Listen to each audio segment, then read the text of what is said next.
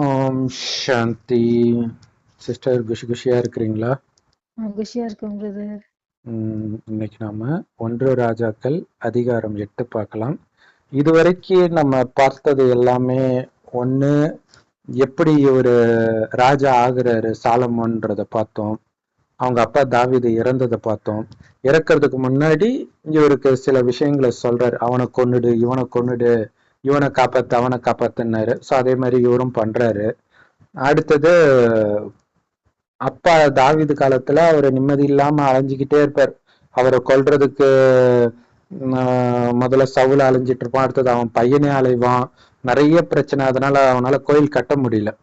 So இப்ப இவருடைய ஆட்சி காலத்துல அமைதியா இருக்கனால கோயில் கட்டலாம் அப்படின்ட்டு இன்னொரு நாட்டு மன்னன் கிட்ட பேசி அந்த அதற்குன்னு உள்ள ஒரு குறிப்பிட்ட மரத்தை எல்லாம் வர வச்சு கோயில் கட்டுறாரு. தன்னுடைய அரண்மனையை கட்டிக்கிட்டு இருக்கிறாரு. ஸோ அதையே ஃபுல் டீட்டெயிலா ஒரு இன்ஜினியரிங் கிளாஸ் எடுக்கிற மாதிரி இத்தனை அகலம், இத்தனை நீளம், இதோட இப்படி கட்டினாங்க, இந்த டிசைன் அந்த டிசைன்னு அதிலே போயிடுச்சு 7 அதிகாரம். ஸோ இப்ப 8வது அதிகாரம் பார்க்க போறோம். 1 ராஜாக்கள் அதிகாரம் 8. அப்பொழுது கர்த்தருடைய உடன்படிக்கை பெட்டியை சீயோன் என்னும் தாவீதின் நகரத்திலிருந்து கொண்டு வரும்படி சாலமோன் இஸ்ரவேலின் மூப்பரையும் கோத்திர பிரபுக்களாகிய இஸ்ரவேல் புத்திரரிலுள்ள பிதாக்களின் தலைவர் அனைவரையும் எருசலேமில் ராஜாவாகிய சாலமோன் தன்னிடத்திலே கூடி வர செய்தான். சாரி, இதுல முக்கியமான ஒண்ணு மறந்துட்டோம். அவர் ரொம்ப புத்திசாலியானவர் அப்படின்னு காட்டிக்கிறதுக்காக எல்லாருமே கேள்விப்பட்ட ஒரு கதை. 2 பெண்கள் இந்த குழந்தை இனிதுன்னு சொந்தம் கொண்டாடுறாங்க. ஏன்னா ஒரு குழந்தை அந்த அம்மா புரண்டு படுக்கும்போது இறந்துருச்சான். 2 பேருக்கும் 2 நாள் டிஃபரன்ஸ்ல குழந்தை பிறந்திருக்கு. இந்த குழந்தை தான் இனிது, இந்த குழந்தை உன்னிதுன்ட்டு மாத்தி ஒரு பொண்ணு சொல்லிட்டா. செத்து போன குழந்தை உன்னிதுன்ட்டு அந்த குழந்தைகிட்ட இருக்கக்கூடிய செத்து போன குழந்தைய தூக்கி இந்த குழந்தை மார்பிள போட்டுட்டு இவளோட குழந்தைய தூக்கி அவ மார்பிள போட்டிருக்கா. காலைல ஏஞ்சி முகத்தை பார்த்தோன்னே இது ஏமாத்தி இருக்கிறாங்க அப்படின்ற கேஸ் சாலமோனுக்கு வருது.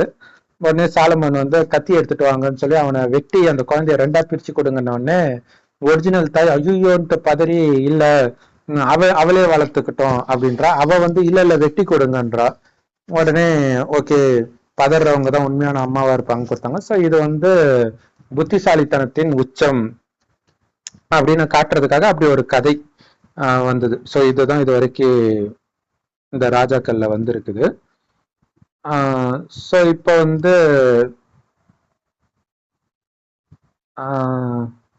மூப்பரெல்லாம் சாலமன் அவர்கிட்ட வர சொல்றார்.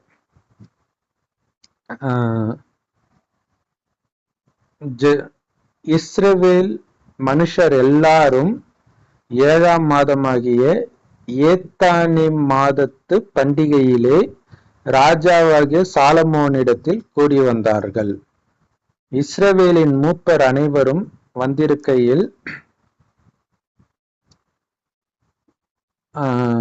ஆசாரியார் கர்த்தருடைய பெட்டியை எடுத்து பெட்டியையும் ஆசரிப்பு கூடாரத்தையும் கூடாரத்தில் இருந்த பரிசுத்த பனிமுட்டுகள் அனைத்தையும் சுமந்து கொண்டு வந்தார்கள். ஆசாரியரும் லேவியரும் அவைகளை சுமந்தார்கள்.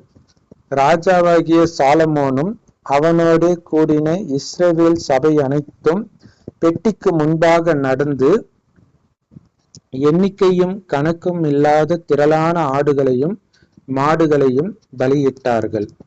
அப்படியே ஆசாரியர்கள் கர்த்தருடைய உடன்படிக்கை பெட்டியை ஆலயத்தின் சந்நிதி ஸ்தானமாகிய மகா பரிசுத்த ஸ்தானத்திலே கேருபீன்களுடைய செட்டைகளின் கீழே கொண்டு வைத்தார்கள். கேருபீன்கள் பெட்டியிருக்கும் ஸ்தானத்திலே தங்கள் 2 செட்டைகளையும் விரித்து உயர இருந்து பெட்டியையும் அதன் தண்டுகளையும் மூடிக்கொண்டிருந்தது.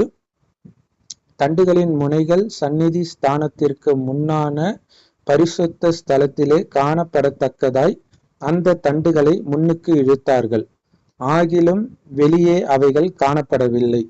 அவைகள் இந்நாள் வரைக்கும் அங்கேதான் இருக்கிறது. இஸ்ரவேல் புத்திரர் எகிப்து தேசத்திலிருந்து புறப்பட்ட பின் கர்த்தர் அவர்களோடே உடன்படிக்கை பண்ணுகிற போது மோசே ஓரேபிலே அந்த பெட்டியில் வைத்த 2 கற்பலகைகளே அல்லாமல் அதில் வேறொன்றும் இருந்ததில்லை. ஸோ எத்தனை தலைமுறை கடந்து வந்திருக்குது, இன்னும் அந்த பெட்டியை தூக்கிட்டு அலையிறாங்க. ஆனா அந்த பெட்டியில அப்படி என்ன இருந்துச்சுன்னா ஒண்ணுமே கிடையாது. கடவுள் பண்ண உடன்படிக்கையை பலகையில எழுதி இருப்பாங்க. சோ இது நம்ம ஏற்கனவே சொல்லியிருப்போம். இதோடைய அர்த்தம் பலகையை தூக்கிட்டு சுத்துங்கடான்னு அர்த்தம் கிடையாது. கடவுள் கொடுக்கிற அந்த ஞானத்தை புத்தியில வச்சுக்கோங்க, அதை தாரணை பண்ணுங்கன்னு அர்த்தம் அப்படிங்கிறத நம்ம சொல்லியிருப்போம். அப்பொழுது ஆசாரியர்கள் பரிசுத்த ஸ்தலத்திலிருந்து புறப்படுகையில் மேகமானது கர்த்தருடைய ஆலயத்தை நிரப்பிற்று. மேகத்தின் நிமித்தம் ஆசாரியர்கள் ஊழியம் செய்கிறதற்கு நிற்க கூடாமல் போயிற்று. கர்த்தருடைய மகிமை கர்த்தருடைய ஆலயத்தை நிரப்பிற்று. அப்பொழுது சாலமோன், காரிருளிலே வாசம் பண்ணுவேன் என்று கர்த்தர் சொன்னார் என்றும், தேவரீர் வாசம் பண்ணத்தக்க வீடும் நீர் என்றைக்கும் தங்கத்தக்க நிலையான ஸ்தானமும் ஆகிய ஆலயத்தை உமக்கு கட்டினேன் என்றும் சொல்லி, ராஜா முகம் திரும்பி இஸ்ரவேல் சபையை எல்லாம் ஆசீர்வதித்தான். இஸ்ரவேல் சபையார் எல்லாரும் நின்றார்கள்.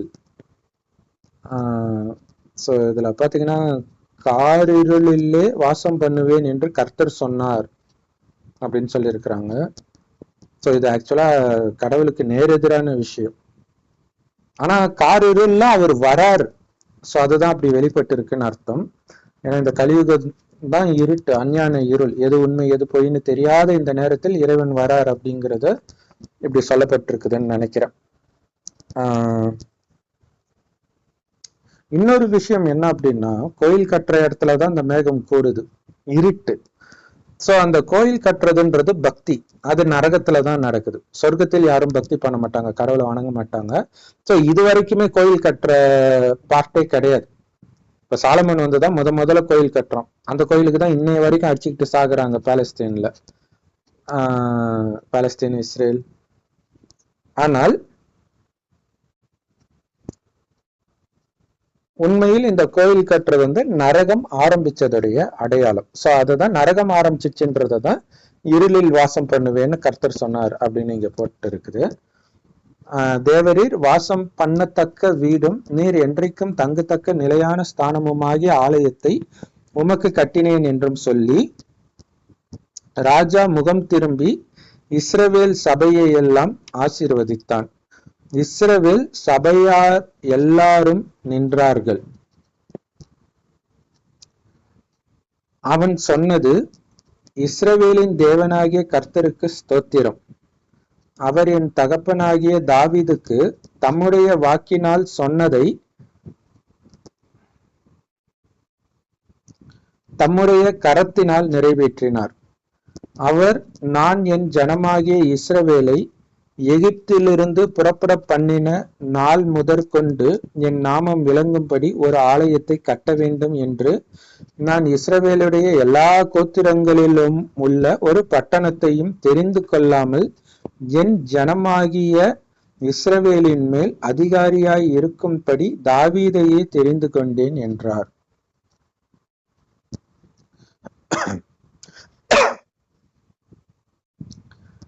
இஸ்ரவேலின் தேவனாகிய கர்த்தரின் நாமத்திற்கு ஆலயத்தை கட்ட வேண்டும் என்கிற விருப்பம் என் தகப்பனாகிய தாவீதின் இருதயத்தில் இருந்தது. ஆனாலும் கர்த்தர் என் தகப்பனாகிய தாவீதை நோக்கி, என் நாமத்திற்கு ஆலயத்தை கட்ட வேண்டும் என்கிற விருப்பம் உன் மனதிலே இருந்தது நல்ல காரியம்தான். ஆகிலும் நீ அந்த ஆலயத்தை கட்ட மாட்டாய். உன் கர்ப்ப பிறப்பாகிய உன் குமாரனே என் நாமத்திற்கு அந்த ஆலயத்தை கட்டுவான் என்றார்.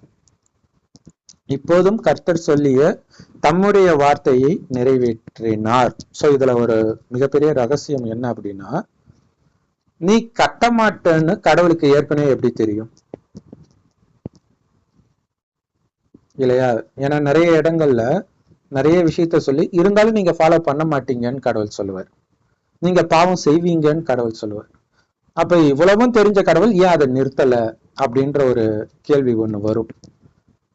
ஏன்னா முன்கூட்டியே தெரியுதுன்னா அதை நிறுத்த முடியும் தானே அவரால. ஸோ அதுதான் காலச்சக்கரத்துடைய ஞானம் தான் அப்படி வெளிப்பட்டு இருக்குது. ஸோ இது வந்து காலச்சக்கரம், 5000 காலச்சக்கரத்தில் முதல் பாதி சொர்க்கம், அடுத்த பாதி நரகம். சொர்க்கத்தில் தேவதைகளாக தெய்வீக குணம் கொண்ட மனிதர்கள் மறுஜென்மம் எடுத்து கீழான குணத்தை அடைவார்கள். இது எப்படி கடவுளுக்கு தெரியும்னா, இந்த 5000 வருடத்தை ஒரு கல்பம்னு சொல்லும். இதுல என்ன நடக்குதோ அதே தான் திரும்ப திரும்ப நடக்கும். இந்த ஞானம் கடவுளுக்கு இருக்குமே தவிர கடவுள் வருவதே இறுதியில் தான். ஆனா இங்க பிரச்சனை என்னன்னா, கடவுள் ஆரம்பத்திலயும் வராரு, அதுக்கப்புறமும் வராரு, கூட பேசிக்கிட்டே இருக்கிறதா காட்டுறாங்க. அப்படி கடவுள் வருவது கிடையாது. வந்திருந்தா தடுத்திருக்க மாட்டாரா? நீங்க யோசிச்சு பாருங்க. கடவுள் வரலன்றதுதான் அதோடைய அர்த்தம். அதனால்தான் இறுதியில் கடவுள் வருவார், இயேசுவாக வருவார், கல்கி அவதாரம் எடுத்து வருவார். அப்ப இறுதியில் வருவார்னாலே இது வரைக்கும் வரலன்னு தானே அர்த்தம். சோ இறுதியில் வருவது எதற்குன்னா, இங்க இறுதி இது லீனியர் கிடையாது. பகல் முடிந்தால் இரவு வருவதை போல் இரவு முடிந்தால் மீண்டும் பகல் வரும். அதே மாதிரி சொர்க்கம் முடிந்து நரகம் வருவதை போல் நரகம் முடிந்து மீண்டும் சொர்க்கம் வரும். அந்த சொர்க்கம் வருவதற்கு முன்பு இந்த ஞானத்தை கொடுப்பதற்காக கடவுள் வந்து சொல்ற விஷயம்தான் இந்த விஷயம். மற்றபடி கடவுள் சொல்றாருதான், சொர்க்கத்துல வந்து கோயில்லாம் இருக்காது, சொர்க்கம் முடிஞ்சதுக்கு அப்புறம் மறுபடியும் கோயில் கட்டுவீங்க. ஏன்னா சொர்க்கத்துல கோயில்ல இருக்கக்கூடிய அந்த தேவதைகளாக நீங்களே உயிரோட்டமா இருப்பீங்க சொர்க்கத்துல. அங்க உங்களுக்கு எந்த கஷ்டமும் இருக்காது. அப்புறம் எதுக்கு கோயிலை கட்ட போறீங்க? கஷ்டம் வரும்போதுதான் மனுஷன் கடவுளை தேடுவான். கடவுளை தேடும் போது வந்ததுதான் வேதங்கள், கோயில்கள் எல்லாமே. சோ இதுதான் கடவுள் கொடுக்கிற ஞானம். சோ இங்க தனிப்பட்ட முறையில ஒருத்தர்கிட்ட சொல்றாரு, நீ கட்ட மாட்ட, அவன் பையன் கட்டுவான், இதெல்லாம் கடவுளுடைய வேலை கிடையாது. பட் இதுல அப்படி சொல்லப்பட்டு இருக்குது. பட் அதுல ஒளிஞ்சிருக்கிற ரகசியம் என்னன்னா, முன்கூட்டியே நடப்பதை கடவுள் அறிந்தவர். ஆனா அதை அவர் இறுதியில தான் சொல்றாரு.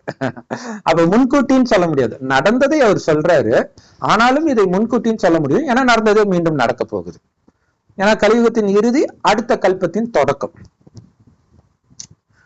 இப்போதும் கர்த்தர் சொல்லிய தம்முடைய வார்த்தையை நிறைவேற்றினார். கர்த்தர் சொன்னபடியே நான் என் தகப்பனாகிய தாவீதின் ஸ்தானத்தில் எழும்பி, அதாவது தாவீதுக்கு பதிலாக நான் ராஜாவாகி இஸ்ரவேலின் சிங்காசனத்தின் மேல் உட்கார்ந்து இஸ்ரவேலின் தேவனாகிய கர்த்தரின் நாமத்திற்கு ஆலயத்தை கட்டினேன். கர்த்தர் நம்முடைய பிதாக்களை எகிப்து தேசத்திலிருந்து புறப்பட பண்ணின போது அவர்களோட பண்ணின உடன்படிக்கை இருக்கிற பெட்டிக்காக அதிலே ஒரு ஸ்தானத்தை உண்டாக்கினேன் என்றான். பின்பு சாலமோன் கர்த்தருடைய பலிபீடத்திற்கு முன்னே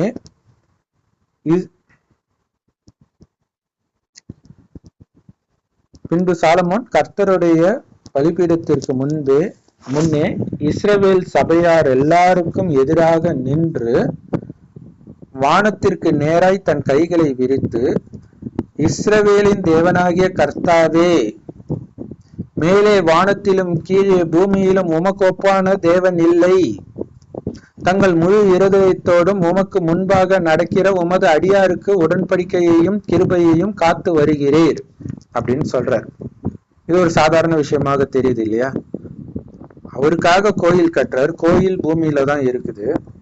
அவர் எதுக்கு வானத்தை நோக்கி கையை நீட்டி பேசுறாரு? அப்ப அவரு இருக்கிற இடம் பூமி கிடையாது அப்படிங்கிறது இதுல தெரியுது இல்லையா? இப்பவும் கோயில்ல சர்ச்சில எல்லாம் எங்க நோக்கி கும்பிடுவாங்க? முட்டி போட்டுக்கிட்டு மேல நோக்கி தானே கூப்பிடுவாங்க, கர்த்தாவே கர்த்தாவேன்ட்டு. கடவுள் யாரும் தெரியாதனால ஏசப்பான்றாங்க. பட் எல்லா மதத்திலுமே மேல நோக்கி தான் கும்பிடுறாங்க. அவரு இங்க இருக்கிறது கிடையாது. கோயிலுக்கும் அவருக்கும் சம்பந்தம் கிடையாது. கோயிலை கடவுள் கட்ட சொல்லல. அதனாலதான் கோயில் கட்டுறாங்கன்னா நீங்க கோயில் இடிக்கிறாங்கன்னா நீங்க ஏன் டென்ஷன் ஆகுறீங்க? சர்ச்சை இடிச்சா, மசூதி இடிச்சா நீங்க ஏன் டென்ஷன் ஆகுறீங்கன்ற. நானா கட்ட சொன்னேன்? அங்க நானா இருக்கிறேன் அப்படின்னு கடவுள் கேட்கிறார். சோ இந்த ரகசியம் தெரியாததுனால்தான் மத கலவரம் வர்றதே. கடவுள் அழிவற்றவர். அவரு நேரடியாக வந்து இப்ப பிரம்மகுமாரிகள் மூலமாக ஞானம் கொடுப்பதே ஆத்மான்னு உணர்ந்து பரமாத்மாவை நினைவு பண்ணிக்கிட்டே இருங்க, அவ்வளவுதான். காமம், கோபம், பற்று, பேராசை, அகங்காரம் எல்லாத்தையும் மறந்துடுங்க. உடம்பே மறந்துடுங்க.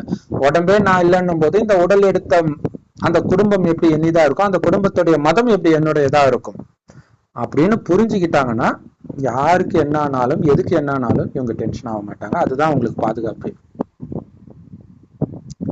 சரி, இதுல வந்து அவர் சொல்றார், உமக்கு ஒப்பான தேவன் இல்லை வானத்திலும் பூமியிலும் அப்படின்னு சொல்றாரு. அப்படி சொல்றதுக்கே ஒரு அர்த்தம் என்னன்னா, நிறைய பேர் இருக்கிறாங்க, ஆனா எல்லாத்துலயும் நீதான் நம்பர் ஒன்னுன்ற மாதிரி வந்துடுது. இதுலயே வந்து மல்டிபிள் காட்ஸ் அந்த கொள்கை வருது. ஆனா அப்படி கிடையாது. கடவுளே ஒருத்தர் தான். சோ முழு இருதயத்தோட உனக்கு முன்னாடி நடக்கிற அடியாருக்கு உடன்படிக்கையும் கிருபையும் காத்து வருகிறீர் அப்படின்னு சொல்றாங்க. ஆனா உண்மை என்னன்னா கடவுளுடைய வழி கடைசியில தான் கிடைக்குது. அதுக்கப்புறம் கடவுள் வர்றதே கிடையாது சொர்க்கத்துக்கு. ஆனா அந்த வழிப்படி நீங்க நடக்கும்போது எந்த பாவமும் பண்ண மாட்டீங்க. பாவம் பண்ணலனாலே உங்களுக்கு தண்டனை கிடைக்காது. மற்றபடி கடவுள் வந்து சொர்க்கத்துல வந்து நீ என்ன ஃபாலோ பண்றியா, ஓகே உனக்கு தண்டனை கிடையாது, நீ ஃபாலோ பண்ணலையா உனக்கு தண்டனை, அப்படி எல்லாம் பண்றது கிடையாது. நல்லது பண்ணி அவன் கடவுள் நம்பிக்கை இல்லாட்டினா கூட அவனுக்கு எதுவும் ஆகாது, நல்லது மட்டுமே பண்ணான். ஆனா என்ன பிரச்சனைனா கடவுள் நம்பிக்கை இல்லைன்னா அவன் முதல்ல நல்லது பாவம் பண்ணாம இருக்கவே முடியாது. ஏன்னா அவன் அந்த அளவுக்கு காமம் போன்ற இச்சைகளுக்கு அடிமையா இருக்கான். கடவுளே இல்லை அப்படின்னா எந்த பழி பாவத்துக்கும் அவன் அஞ்சு போறது இல்லை, அப்ப பாவம் தான் செய்வான். அதனால தண்டனை கிடைக்குமே தவிர கடவுளை வணங்காததுனால அவனுக்கு தண்டனை கிடைக்கிறது கிடையாது. ஆனா பைபிள் குரான்ல கடவுளை வணங்காததுனாலதான் அவங்களுக்கு தண்டனை அப்படின்னு போடப்பட்டிருக்கும். சோ அது தப்பு.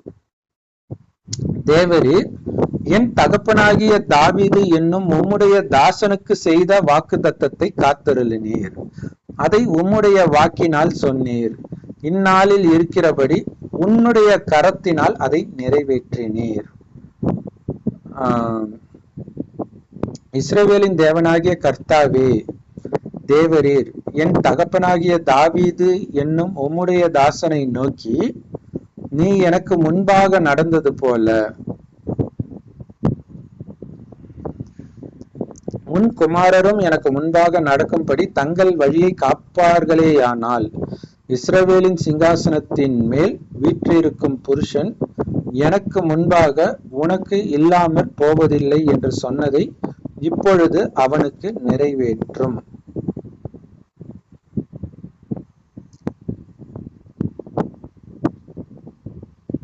இஸ்ரவேலின் தேவனே, என் தகப்பனாகிய தாவீது என்னும் உம்முடைய தாசனுக்கு சொன்ன உம்முடைய வார்த்தை மெய்யென்று விளங்குவதாக. தேவன் மெய்யாக பூமியிலே வாசம் பண்ணுவாரோ? இதோ வானங்களும் வானாதி வானங்களும் உம்மை கொல்லாதே. நான் கட்டின இந்த ஆலயம் எம்மாத்திரம்? என் தேவனாகிய கர்த்தாவே, உமது அடியேன் என்று உமது சந்நிதியில் செய்கிற விண்ணப்பத்தையும் மன்றாட்டையும் கேட்டு உமது அடியேனுடைய விண்ணப்பத்தையும் வேண்டுதலையும் திருவுளத்தில் கொண்டருளும். இதுல என்ன சொல்றாரு பாருங்க, வானத்துக்கும் பூமிக்கும் பத்தாதே கடவுள் தங்குறதுக்கு அப்படிங்கிற. அப்படின்னா என்ன அர்த்தம்? அப்படியே பெருஞ்சோதியாக அவர் இருக்கிற மாதிரி இந்து மதத்துல சொன்ன அந்த அர்த்தத்துலதான் சொல்றாங்க. வானாதி வானங்களும் உண்மை கொல்லாதேவாம். அப்ப அவரு அவ்வளவு பெருசா இருக்கிறாரா? இந்த கோயில் எம்மாத்திரம் அப்படின்ட்டு இதெல்லாம் பக்தி மார்க்கத்துல கடவுளை மிகைப்படுத்தி சொல்றது. ஆனா கடவுள் கண்ணுக்கு தெரியாத நுட்பமான ஒளி புள்ளி. அதனாலதான் அவர் கண்ணுக்கு தெரியல. பெருசா இருந்தா கண்ணுக்கு தெரிய மாட்டாரு. சோ இந்த மாதிரி விஷயங்கள் படிக்கும்போது உங்களுக்கு தெரியும், ஆமா இப்படி சொல்றாங்களே, இதுல முரண்பாடு இருக்குதே அப்படின்ட்டு. ஆனா அதே நேரத்தில் அந்த பக்தர்கள் ரொம்ப வேண்டி ஒண்ணு கேக்குறாங்கன்னா, அவங்க இயேசு முன்னாடி நின்னாலும் சரி, விஷ்ணு முன்னாடி நின்னாலும் சரி, அல்லது வெறும் சவுத்து முன்னாடி நின்னு கேட்டாலும் சரி,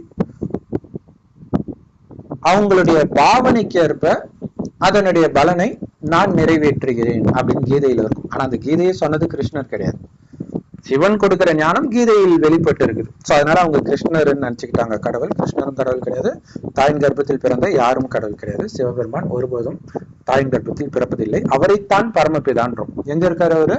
பரலோகத்தில் இருக்கும் பரமபிதாவேன்றாங்க. பூமியில உள்ள பரமபிதாவே, சர்ச்சில் உள்ள பரமபிதாவே என்ன சொல்றாங்க?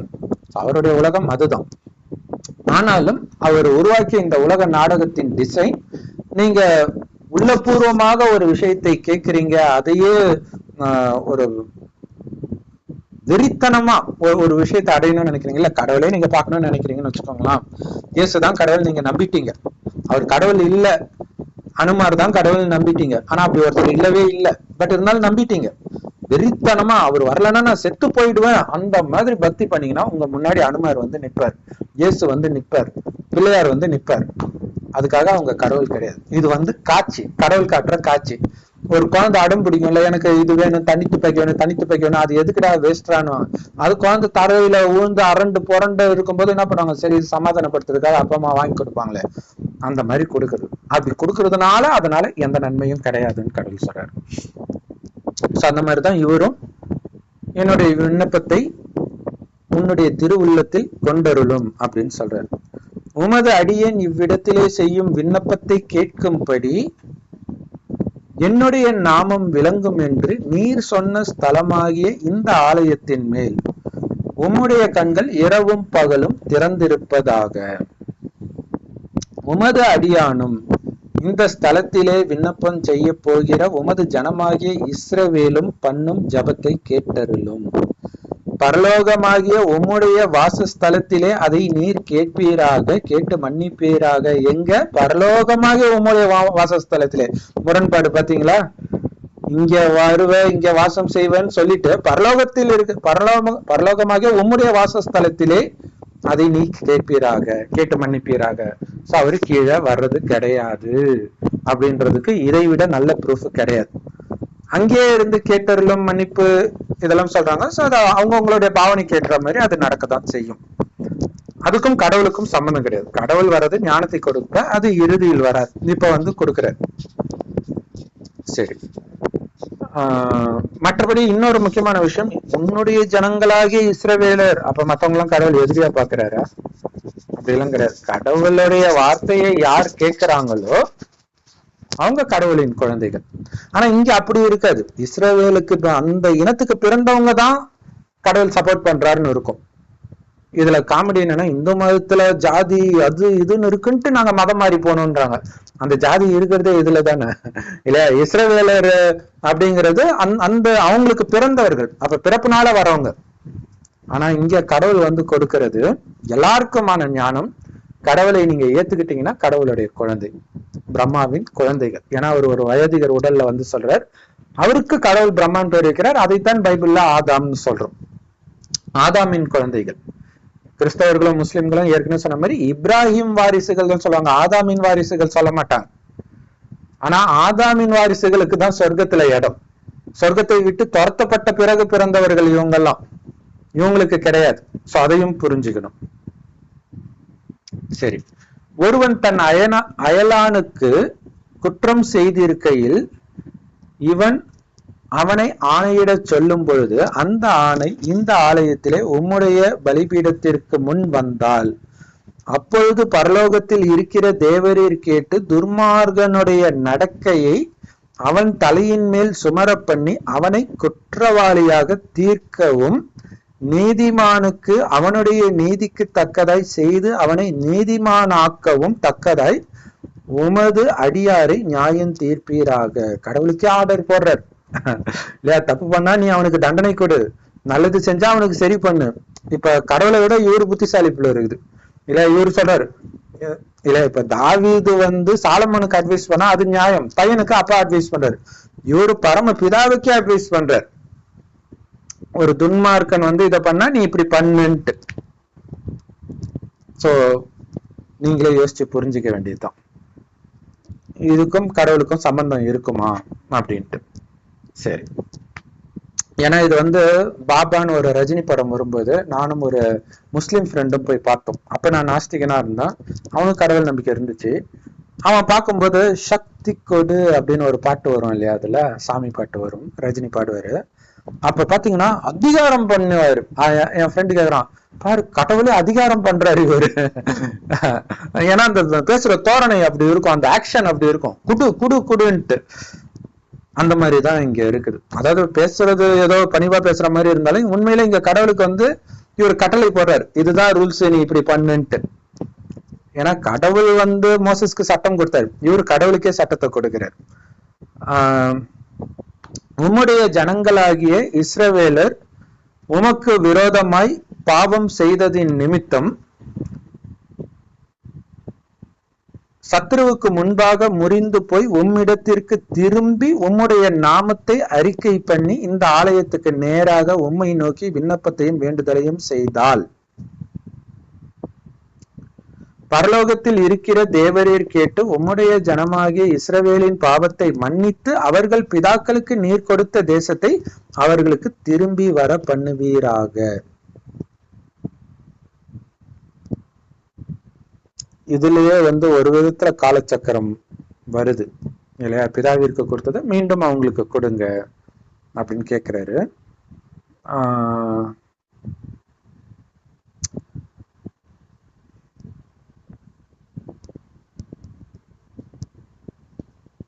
ஆனா இது எல்லாமே கடவுளுக்கு இவரு தான் ஆர்டர் போடுறாரு, கடவுள் சொல்ற மாதிரி வரல.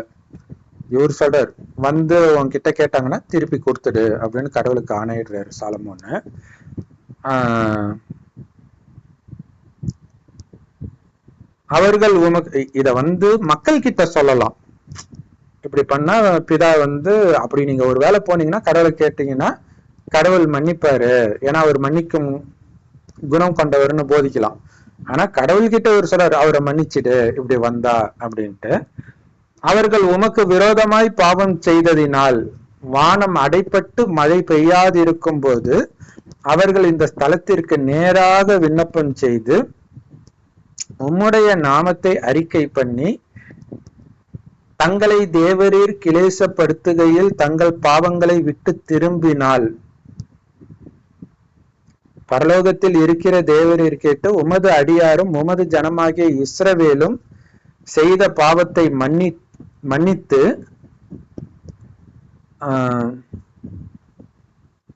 அவர்கள் நடக்க வேண்டிய நல்வழியை அவர்களுக்கு போதித்து தேவரீர் உமது ஜனத்திற்கு சுதந்திரமாக கொடுத்த உமது தேசத்தில் மழை பெய்ய கட்டளையிடுவீராக.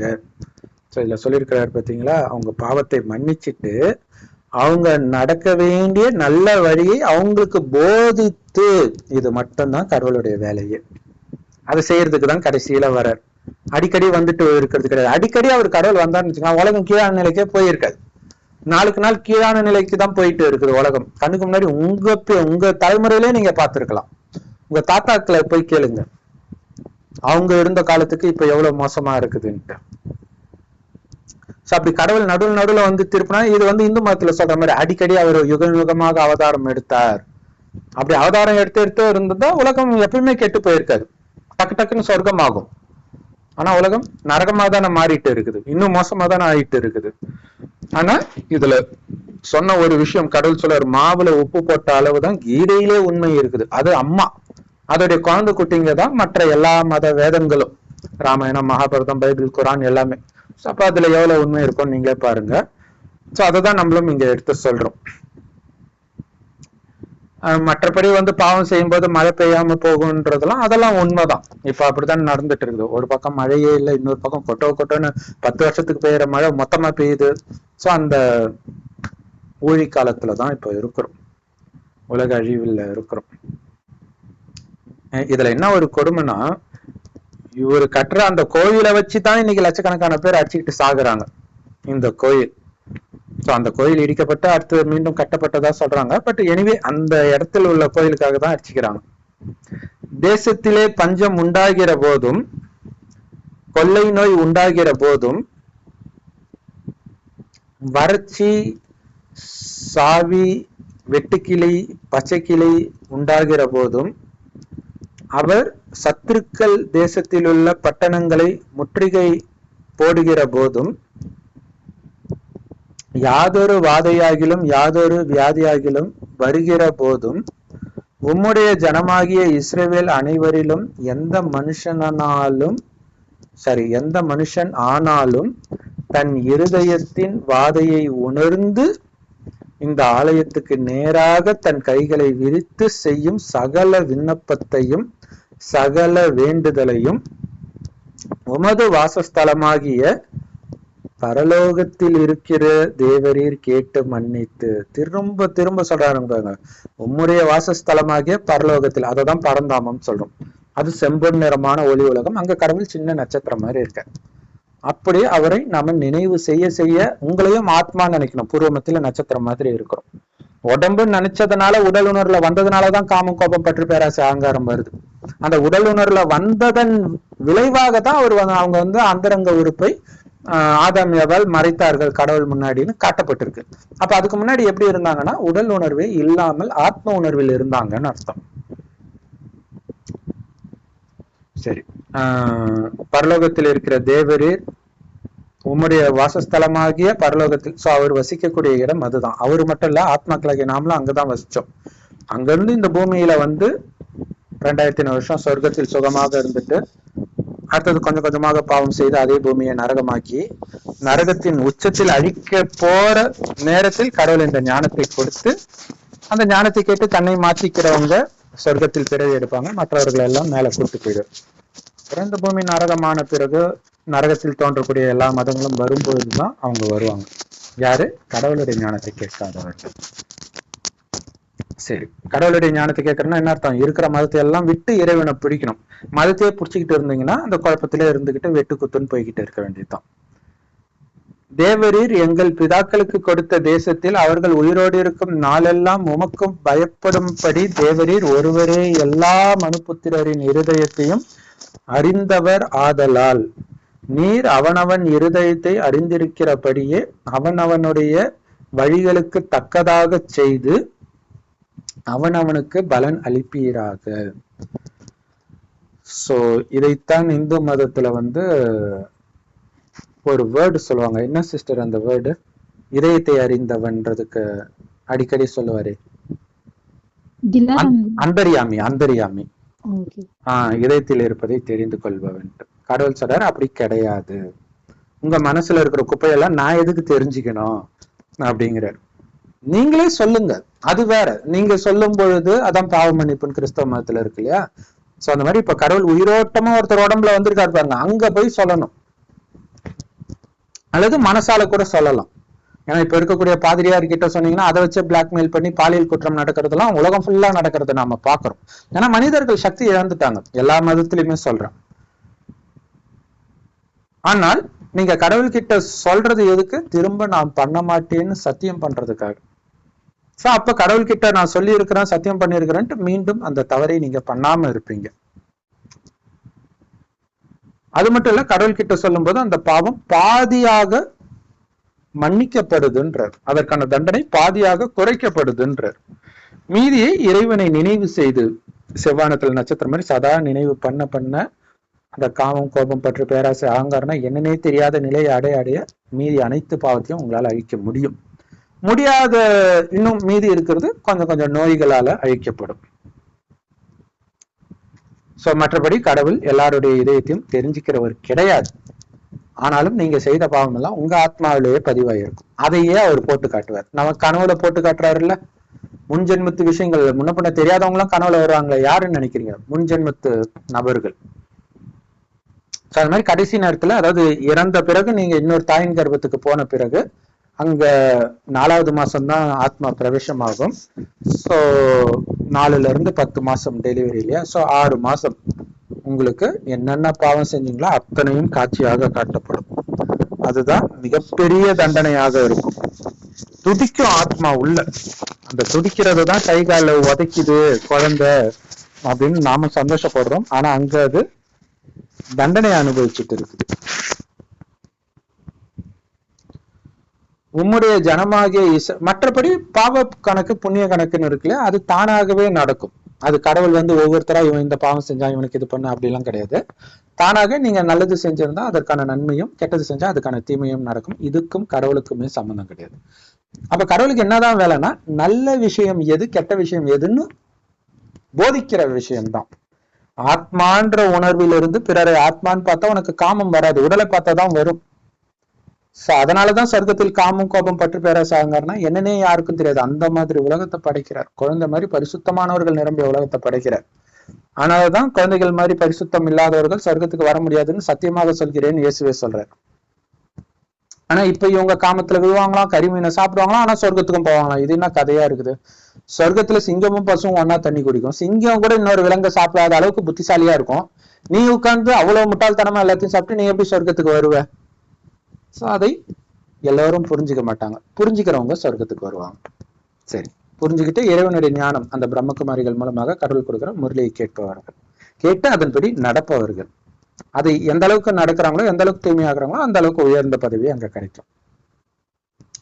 உம்முடைய ஜனமாகிய இஸ்ரவேல் ஜாதி அல்லாத அந்நிய ஜாதியார், அதாவது இஸ்ரவேல் ஜாதி அல்லாத அந்நிய ஜாதியார் உமது மகத்துவமான நாமத்தையும் உமது பலத்த கரத்தையும் உமது ஓங்கிய புயத்தையும் கேள்விப்படுவார்களே.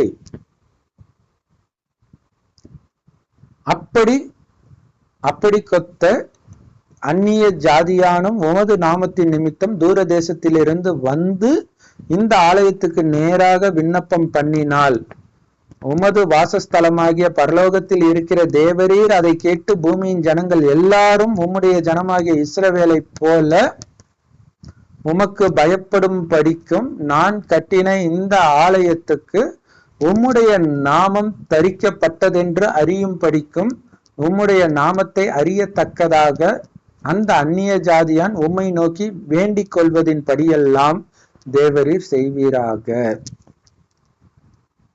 சோ பக்தியினால எந்த பலனும் இல்லைன்றதுக்கு மிகப்பெரிய உதாரணமே அந்த கோயில்னால இன்னைக்கு நடைபெறுகிற உயிர் சேதங்கள் தான். எந்த மதத்து பக்திக்குமே சரி பலன் கிடையாது. சோ அது நேர விரயம் தான். ஆனா நீங்க உள்ளபூர்வமாக கடவுளையே வா வான்னு கூப்பிட்டதுடைய பலனாக அவர் வந்துட்டார்.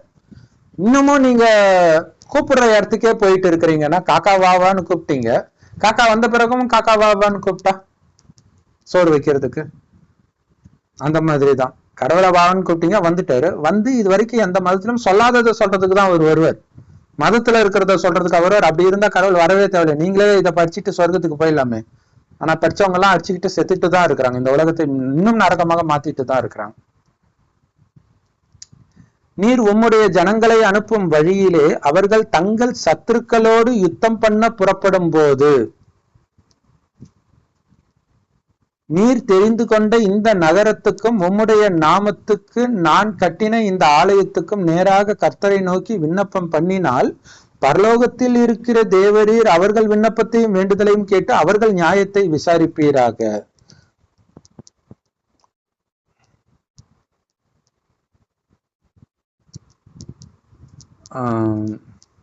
சோ இதுல எப்படின்னா கடவுள் சொல்றதை மீறினாங்க அப்படின்னா கடவுளை எதிரிகள் கையில் ஒப்பு கொடுப்பார் அப்படின்னு போட்டிருக்கும். சோ அப்படி இருந்தா கடவுளை எப்படி அன்பானவர்னு சொல்ல முடியும்? ஆனா கர்மத்தின் விதிப்படி அது நடக்குதுன்றது உண்மை. ஆனா அதுக்கும் கடவுளுக்கும் சம்பந்தம் கிடையாது, அதை புரிஞ்சுக்கணும். சரி,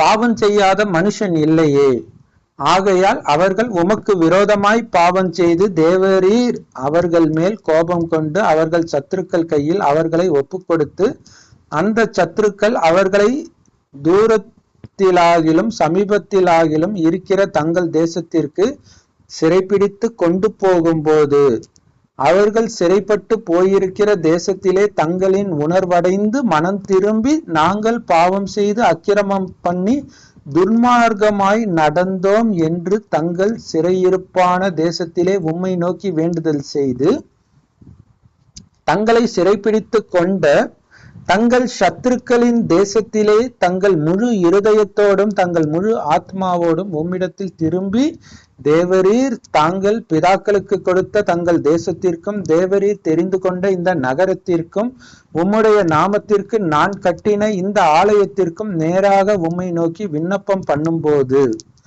உமது வாசஸ்தலமாகிய பரலோகத்தில் இருக்கிற தேவரீர் அவர்கள் விண்ணப்பத்தையும் வேண்டுதலையும் கேட்டு அவர்கள் நியாயத்தை விசாரித்து உம்முடைய ஜனங்கள் உமக்கு விரோதமாய் செய்த பாவத்தையும் அவர்கள் உம்முடைய கட்டளையை மீறிய உம்முடைய ஜனங்கள் உமக்கு விரோதமாய் செய்த பாவத்தையும் அவர்கள் உம்முடைய கட்டளையை மீறிய அவர்கள் துரோகங்களையும் எல்லாம் மன்னித்து அவர்களை சிறைப்பிடித்து கொண்டு போகிறவர்கள் அவர்களுக்கு இறங்கத்தக்கதான இரக்கத்தை அவர்களுக்கு கிடைக்க பண்ணுவீராக. சோ இது எல்லாமே நல்லாதான் இருக்குது. ஏன்னா ராஜாக்கள் சாப்டர்ஸ்லேயே பார்த்தீங்கன்னா இந்த சாப்டர்ல இருந்துதான் நல்லா இருக்குது. ஸோ இதுக்கு முன்னாடிலாம் கோயில் கட்டுறது இந்த மாதிரி விஷயங்கள் தான் இருந்தது. இதுல இன்னொரு முக்கியமான விஷயம், யோசிக்க வேண்டிய விஷயம், பரலோகத்தில் வாசஸ்தலமை வைத்திருக்கும் இறைவா இறைவான்றாங்களா, அவர் தான் அங்க இருக்கிறாரு, இங்க எதுக்கு கோயில் கட்டுறீங்க? அங்கேயே நோக்கி கும்பிட வேண்டியதானே. இங்க கோயில் கட்டினதுனால தானே இத்தனை பிரச்சனை இல்லையா? ஆனாலும் அது மக்கள் கூடி அந்த ஞானத்தை பைபிளை வாசிக்கிறதுக்கு ஒரு இடம் தேவைப்படுது. ஸோ அதுக்கான இடம் மட்டுமே அது. ஏன்னா ஒரு மதம் வரணும்னா அது குழு சேரணும், அவ்வளவுதான். சரி, அந்த இடம் இல்லைன்னா வேற இடத்துல போய் படிக்க வேண்டியதான். ஆனா அந்த கோயிலுக்காக தான் இன்னைக்கு அடிச்சுட்டு இருக்கிறாங்க. அவர்கள் சோ இதுல அற்புதமா கேட்கிறார், அவங்க மனசுல இரக்கத்தை உண்டு பண்ணுங்க, அவங்க மனசு மாறிட்டாங்க இல்லையா, இரக்கத்தை உண்டு பண்ணுங்க அப்படிங்கிறாரு. அவர்கள் எகிப்து என்கிற இருப்பு காலவாயின் நடுவிலிருந்து தேவரீர் புறப்பட பண்ணின உம்முடைய ஜனமும் உம்முடைய சுதந்திரமுமாய் இருக்கிறார்களே. அவர்கள் உம்மை நோக்கி வேண்டிக் கொள்ளுவதின் படியெல்லாம் தேவரீர் அவர்களுக்கு செய்யும்படி உம்முடைய கண்கள் உமது அடியானின் வேண்டுதலுக்கும் உமது ஜனமாகிய இஸ்ரவேலின் வேண்டுதலுக்கும் திறந்திருப்பதாக.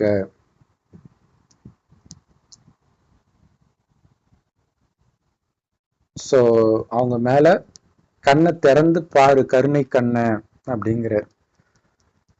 சோ இதுல இன்னொரு முக்கியமான விஷயம் என்னன்னா, எகிப்துல இருந்து அடிமையை மீட்டுட்டு கடவுள் சொன்னாருன்ட்டு வந்தாங்கன்றாங்க. ஸோ அப்ப ஜென்ரலா எல்லாருக்கும் என்ன தோணும் அப்படின்னா, அப்ப கடவுள் பாரபட்சம் பாக்குறாரா, அது என்ன எகிப்தை பிடிக்காத அங்க இருக்கிற அடிமையை மட்டும் பிடிக்குமா அப்படிங்கிற மாதிரி ஒரு கேள்வி எல்லாம் வரும். ஆனா அது உண்மையில் எகிப்து நாட்டுல இல்ல, இதேதான் இங்க இலங்கை ராமாயணத்துல சொல்லப்பட்டிருக்கல, இலங்கையில இருந்து சீதையை மீட்டுட்டு வர்றாரு. ஏன் சீதையை மட்டும்தான்? அப்ப இலங்கை மோசமான நாடு தானே, அங்க இருக்கிற எல்லாரையும் தானே மீட்கணும், அது என்ன சீதையை மட்டும்தான் மீட்பாரா? அந்த மாதிரி ஒரு கேள்வி வருது. அதே மாதிரிதான் இங்கேயும், அது என்ன குறிப்பிட்டவர்களை மட்டும் அவர் அந்த அடிமைகளை மட்டும்தான் மீட்பாரா அப்படிங்கிற விஷயம் வரும். சோ இதோடைய உண்மையான அர்த்தம்னா, ஆத்மாக்களை மீட்கிறாரு. எதுல இருந்து மீட்கிறாருன்னா அடிமைத்தனத்துல இருந்து மீட்கிறாரு.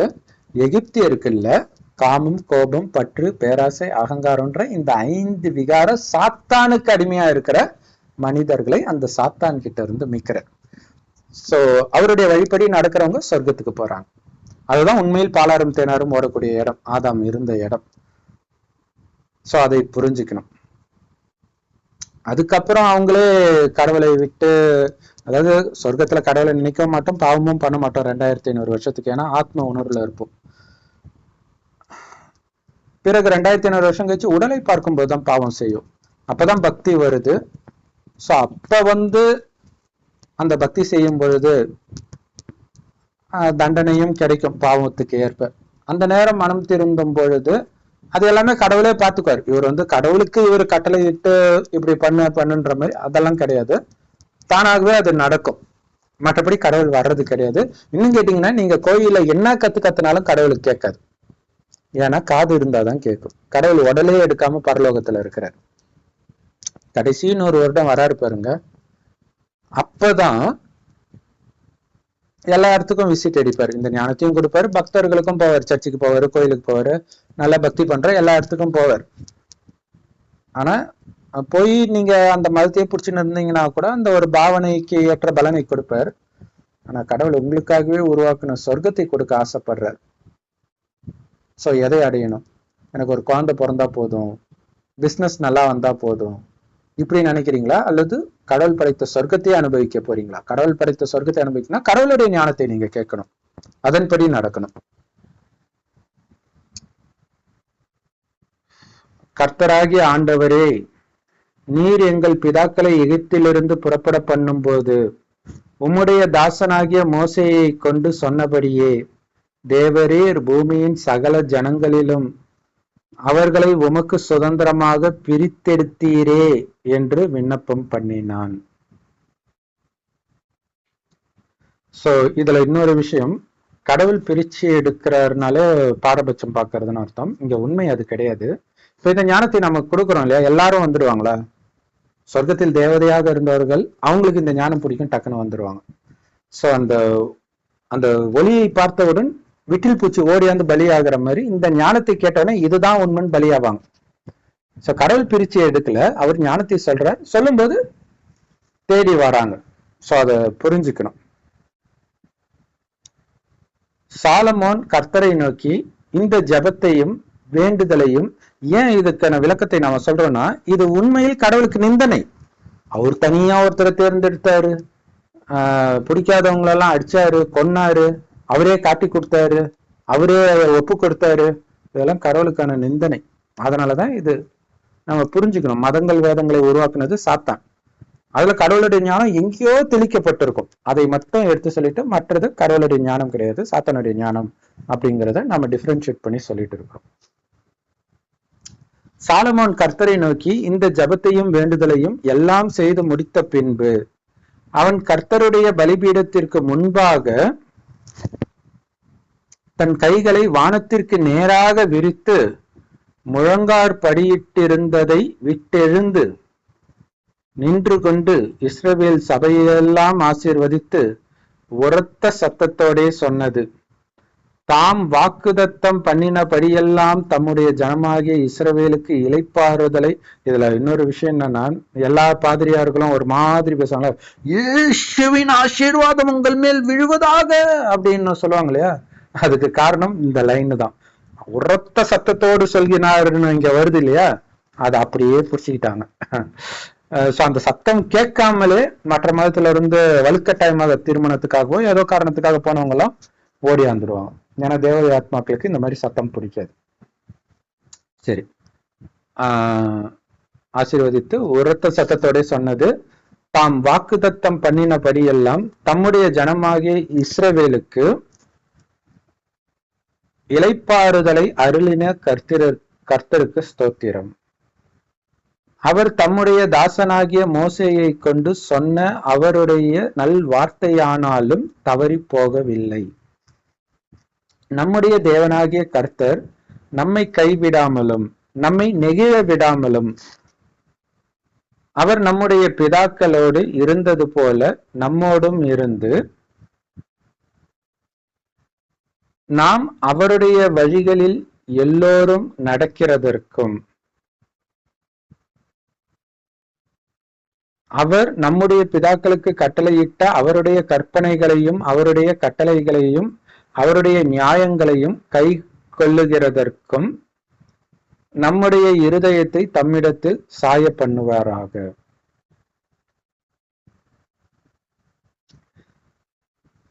சோ இது வந்து பக்தியில எல்லா மதத்திலையும் கேட்கறது இல்லையா, உன்னை விட்டு நான் போகாம இருக்கணும் கடவுளே, நான் உன்னை மறந்துடக்கூடாது. எல்லா மதத்திலுமே இதை கேட்பாங்க. ஸோ அதை தான் இங்கேயும் கேட்குறாங்க. நம்ம இதயத்தை அவர் பக்கம் அவர் சாட்சிக்கணும், அவருடைய கட்டளையை ஃபாலோ பண்ணணும் அப்படின்ட்டு. கர்த்தரே தேவன், வேறொருவரும் இல்லை என்பதை பூமியின் ஜனங்கள் எல்லாம் அறியும்படியாக அவர் தமது அடியானுடைய நியாயத்தையும் தமது ஜனமாகிய இஸ்ரவேலின் நியாயத்தையும் அந்தந்த நாளில் நடக்கும் காரியத்துக்கு தக்கதாய் விசாரிப்பதற்கு நான் கர்த்தருக்கு முன்பாக விண்ணப்பம் பண்ணின இந்த என்னுடைய வார்த்தைகள் இரவும் பகலும் நம்முடைய தேவனாகிய கர்த்தருடைய சந்நிதியில் இருப்பதாக. ஆதலால் இந்நாளில் இருக்கிறது போல நீங்கள் அவர் கட்டளைகளில் நடந்து அவர் கற்பனைகளை கைக்கொள்ள உங்கள் இருதயம் நம்முடைய தேவனாகிய கர்த்தரோடு உத்தமமாய் இருக்க கடவது என்றான். பின்பு ராஜாவும் அவனோடே இருந்த இஸ்ரவேலர் அனைவரும்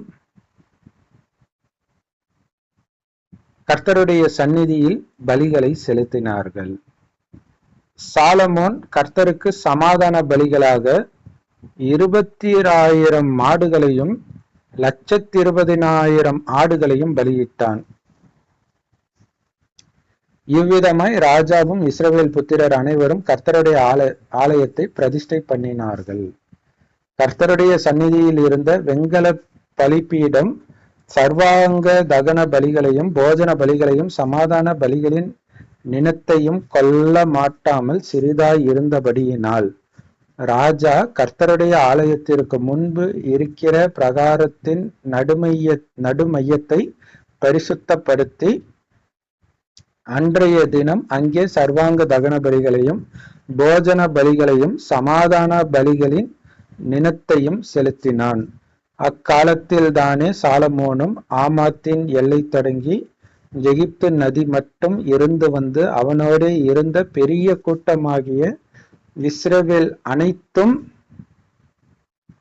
நம்முடைய தேவனாகிய கர்த்தருடைய சந்நிதியில் 7 நாளும் அதற்கு பின்பு வேறே 7 நாளும் ஆக 14 நாள் வரைக்கும் பண்டிகையை ஆசரித்தார்கள். 8ஆம் நாளிலே ஜனங்களுக்கு விடை கொடுத்து அனுப்பினான். அவர்கள் ராஜாவை வாழ்த்தி, கர்த்தர் தமது தாசனாகிய தாவீதுக்கும் தமது ஜனமாகிய இஸ்ரவேலுக்கும் செய்த எல்லா நன்மைக்காகவும் சந்தோஷப்பட்டு மனமகிழ்ச்சியோடு தங்கள் கூடாரங்களுக்கு போய்விட்டார்கள். சோ இதோட அதிகாரம் முடியுது. நீங்க ஏதாவது சொல்லணுமா சிஸ்டர்? ஆமாங்க பிரதர். இன்னைக்கு சொல்லுங்க. நம்ம பார்த்ததுல ம், ஒரு 4 பாயிண்ட் நம்ம ஞானத்துல இருந்து வருது. ம், பைபிள்ல அடிக்கடி அந்த வசனத்துல வந்தது இல்லைங்களா, பரலோகம் பரமபிதாவின் வாசல். சூப்பர் அத சூப்பர். ஞானத்துல சொல்றாரு, ம், பரமாத்மா என்னுடைய இருப்பிடம் பரந்தாமம்னு சொல்றாரு. ம், அதே மாதிரி எல்லா மதத்திலயும் ஏக இறைவனாகி என்னதான் சொல்றாங்க. அப்புறம் பாத்தீங்கன்னா இங்க ஆலயத்துல கேருபீன்கள் வச்சிருக்காங்க அப்படின்னு சொல்றாங்க. ம். தேவதைகளை தான் பிரதர் சொல்றாங்க.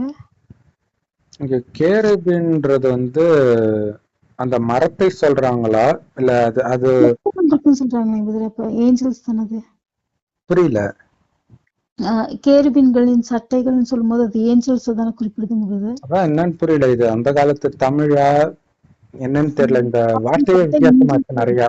ஏன்னா கற்பனைகள்ன்ற பொய்ன்னு அர்த்தம். கற்பனைகளை கை கொள்ளுதல் அப்படின்னு வருது. சோ ஒரு காலத்துல கற்பனைனா உண்மைன்னு அர்த்தமா இருந்திருக்குமோன்னு கூட இப்ப டவுட்டா இருக்குது. சரி. இல்ல அது ஏஞ்சல்ஸ் எப்படி சர்ச்சுக்குள்ள வைப்பாங்க? அங்கங்க வச்சிருக்காங்க தானே பிரதர். ஓ, அந்த ஏஞ்சல் படம் வரைஞ்சு சிலை செதுக்கி வச்சிருக்கிறதா? சரி சரி சரி, தெரியல அது. சரி சொல்லுங்க. அதுதான் இந்து கோயில்கள்ல தெய்வங்களை வழிபடுறாங்க. ஆனா அந்த தேவதைகளோட செயல் என்ன அப்படிங்கறத கடவுள் சொல்லும்போது மெசஞ்சரா இருந்து மனிதர்களுக்கு கடவுளுடைய ஞானத்தை கொடுக்கறது தான். பைபிள்லயும் மறைமுகமா சொல்லப்பட்டிருக்கு தானுங்களே. கரெக்ட். அப்புறம் உடன்படிக்கை பெட்டி அப்படிங்கும்போது இந்த வசனத்துல பார்த்தோம். அதுல வெறும் கரும்பலகை தான் இருக்கும். 2 பலகையில எழுதி இருப்பாங்க. பார்த்தோம்னா கடவுளுக்கும் மனிதர்களுக்கும் இடையே இந்த கல்பத்துடைய ரகசியத்தை தான் 5000 வருட ஞானத்தை தான் சொல்றாரு. அதை தலை மேல வச்சு ஃபாலோ பண்ணுங்கன்னு சொன்னதை இவங்க பாக்ஸ தலை மேல தூக்கிட்டு போயிட்டு இருக்கிறாங்க. ஏன்னா அவரு நம்மளுக்கு அது உடன்படிக்கை அப்படின்னு சொல்லிட்டாங்க. மோசஸ் எப்படி எகிப்துல இருந்து அடிமைகளை மீட்டு கொண்டு போனாரோ இப்ப இறைவனே நம்மள இந்த மீட்கிறார். எகிப்துல மட்டும் இல்ல, உலகத்துல உள்ள எல்லா நாட்டுல இருந்தும் மீட்கிறார். எல்லாத்தையும் இது பண்ணிட்டு போறாரு. இந்த இஸ்ரேல் ஜனத்துக்கு மட்டும் சொல்லிட்டாங்க. ஆனா அது அப்படி இல்ல. அப்புறம் கடவுளின் வாக்குத்தத்தம் அப்படிங்கும்போது நரகத்துல இருந்து சொர்க்கத்துக்கு கூட்டிட்டு போறதுதான். இதுதான் கீதையில சொல்லியிருக்காரு, சம்பவாமி யுகே யுகே தர்மம் சார்ந்து அதர்மம் தலை தூக்கும் போது தர்மத்தை நிலைநாட்டிருக்காங்க இல்லைங்களா. அதுதான் வாக்குத்தத்தம், இறைவன் சொன்ன வாக்குத்தத்தம். அது இதுலயே கூட பாத்தீங்கன்னா வழி தவறி நடக்கும்போது போதனை கொடுங்கன்றார். அப்ப வழி தவறி போய் அந்த உச்சத்துல வரும்போதுதான் அவர் வர்றார். அதர்மம் தலைவிரித்தாடும் போது அதர்மத்தை அழித்து தர்மத்தை நிலைநாட்ட நான் வருகிறேன்னு சொல்றது அது கலியுகத்தின் இறுதி. ஏன்னா நடுவுல வந்திருந்தாருன்னா அப்பவே அது சொர்க்கமாக சத்தியுகமாக மாறி இருக்கும். அதுதான். சரி சொல்லுங்க. அப்புறம் கடைசியில பார்த்தது பலி கொடுத்தல். இது நம்மளுடைய தேக உணர்வை பலி கொடுத்தல். தேக உணர்வை, நம்ம தேகன்ற உணர்வை பலி கொடுக்கறதுக்கு பாவம் விலங்குகள் எல்லாம் பலி கொடுத்து பாவத்தை சேர்த்துக்கிறாங்க, புரிஞ்சுட்டு இருக்கிறாங்க. ஆத்ம உணர்வுக்கு வரணும். அவர் எப்படி பரமாத்மாவா இருக்காரோ அதே மாதிரி நம்ம எல்லாம் ஆத்மான்னு உணர்ந்து அந்த பலி கொடுக்கணும் தேக உணர்வை. அததான் சொல்லுவாங்க. இதெல்லாம் மறைமுகமா அவங்க புரிஞ்சுக்கணும் பைபிள வாசிக்கும் போது. Super super. இன்னொன்னு கடவுளுக்கு எந்த ஜாதியும் கிடையாதுன்றது இங்க ஒரு லைன்ல சொல்றாரு. மற்ற ஜாதிக்காரங்களா இருந்தா கூட உன்கிட்ட விண்ணப்பம் பண்ணா அதை சரி பண்ணு அப்படின்னு இது ஒரு பக்தி மார்க்கத்துல எடுத்துட்டு வராங்க. பட் ஆனா கடவுளுக்கு ஜாதி மதம் எல்லாம் கிடையாது. கடவுள் ஒருத்தர் தான், எல்லா மதத்துக்கும் அவரு தான் கடவுள். சோ யாரா இருந்தாலும் அவருடைய ஞானத்தை கேட்டு அதன்படி நடந்தால் சொர்க்கத்துக்கு வருவீங்க. கேட்கலன்னா எந்த மதத்தை சார்ந்தவரா இருந்தாலும் வர முடியாது. அது இந்துவா இருந்தாலும் சரி, கிறிஸ்டினா இருந்தாலும் சரி, முஸ்லீமா இருந்தாலும் சரி. ஆனாலும் அந்த மதத்தையே புடிச்சுக்கிட்டு நீங்க இறைவனை கரெக்டா செம்ப நிறமான ஒளிவுலகத்துல நட்சத்திரமா நினைவு பண்ண உங்க மதத்துல நீங்க ஆரம்பத்திலே சுகத்தை அனுபவிப்பீங்கன்ற. இப்ப உதாரணத்துக்கு இயேசு 2000 வருஷம் முன்னாடி வந்தாருன்னா 2000 வருஷம் முன்னாடி உலகம் நல்லா தானே இருந்திருக்கும். மற்றபடி பைபிள்ல சொன்ன மாதிரி அப்படியே மோசமாக இருந்தது, அங்கங்க விபச்சாரம் தலைவிரிச்சு ஆடுனது, அதெல்லாம் இப்ப நடக்கிற விஷயம். அப்ப கிடையாது. பைபிள்ல சொன்ன அளவுக்கு இன்னும் கூட நடக்க ஆரம்பிக்கல இல்லையா? சோ அப்ப அந்தந்த மதம் ஆரம்பிக்கும் போதே வந்தாங்கன்னா அந்த எல்லா மதமே அந்த மதத்துடைய ஆயுட்காலத்தில் பாதி காலம் அவங்களுக்கு சொர்க்கம் மாதிரி இருக்கும். ஆனால்தான் கிறிஸ்தவர்களுக்கு 1000 வருடம் சொர்க்கம்னா 1000 வருடம் நரகம்னு சொல்லப்பட்டிருக்குது. அது அந்த வெளிப்படுத்தின விஷயத்துல கூட வசனம் 1000 வருஷம் சாத்தானை புடிச்சு உள்ள போட்டாங்க அப்படின்னு என்ன அர்த்தம்? 1000 வருஷம் அவங்களுக்கு அது சொர்க்கமா இருக்குன்னு அர்த்தம். சாத்தான் வரும்போது தானே பாவம் செய்ய வைப்பான். Okay sister. ஓகே, வேற ஏதாவது இருக்காங்க சிஸ்டர்? அதுதான் பிரதர், இதெல்லாம் இது பண்ணி புரிஞ்சுட்டு எந்த ஒரு குறிப்பிட்ட இனத்துக்கோ மதத்துக்கோ கடவுள் வருதுல, எல்லாத்துக்கும் இறைவன் வராரு, இந்த ஞானத்தை தான் கொடுக்க சொல்றாரு. அந்த ஞானத்தை நம்ம எடுத்துக்கணும். கரெக்ட். இன்னொரு முக்கியமான விஷயம் என்னன்னா, இது 8வது அதிகாரம். 7 அதிகாரத்தை கடந்த பிறகு 7 மலையை கடந்து கடவுள் கிட்ட போகணும், 7 வானத்தை கடந்து கடவுள்கிட்ட போகணும் இப்படின்னு ஒவ்வொரு மதத்திலும் சொல்லப்பட்ட மாதிரி 7 அதிகாரம் ஒண்ணுமே கிடையாது மெசேஜ். அதை தாண்டி வந்த பிறகுதான் கொஞ்சம் மெசேஜ் கிடைக்குது. இதுதான் பக்தி. அவ்வளோத்தையும் கடந்து எங்கேயோ கொஞ்சம் கொஞ்சம் பொறுக்கிற மாதிரி இருக்கும். ஆனா கடவுளுடைய ஞானம் அந்த முரளியை கேட்டு பாருங்க, ஒரு லைனும் ரத்தினமா இருக்கும். கதை வடிவெல்லாம் இருக்காது, டைரக்டா இருக்கும். நீங்க ஆத்மான்னு உணர வைக்கக்கூடிய அந்த மெசேஜ் ஆழமா பதிய வைப்பார். ஏன்னா அதுதான் மெயின். ஆத்ம உணர்வுல வந்தா நீங்க சொர்க்கத்துக்கு வந்துடுவீங்க. உடல் உணர்வுல வந்தீங்கன்னா அதை நாம நரகமா மாத்திடுவோம். சோ அதை சுவைத்து பாருங்கள். கடவுளுடைய இனிமையும் அன்பையும் ஞானத்தையும் சுவைத்த பிறகு உலகத்தில் உள்ள எதுவுமே உங்களுக்கு சுவைக்காது அப்படின்னு நாளைக்கு முரளியில கூட கடவுள் சொல்லியிருப்பார். அதான் கடவுள் கொடுக்குற ஞானத்துக்கு பேர் தான் முரளி. அது எல்லா பிரம்மகுமாரிகள் ராஜயோக தியான நிலையத்திலும் முற்றிலும் இலவசமா கிடைக்குது. யூடியூப் வெப்சைட்ஸ்ல இருக்கு. அதோட லிங்க் இந்த வீடியோக்கு டிஸ்கிரிப்ஷன்ல இருக்கும். அவசியம் பார்த்து பயன்பெறுங்கள். ஓம் சாந்தி. தேங்க்ஸ் ஃபார் வாட்சிங்.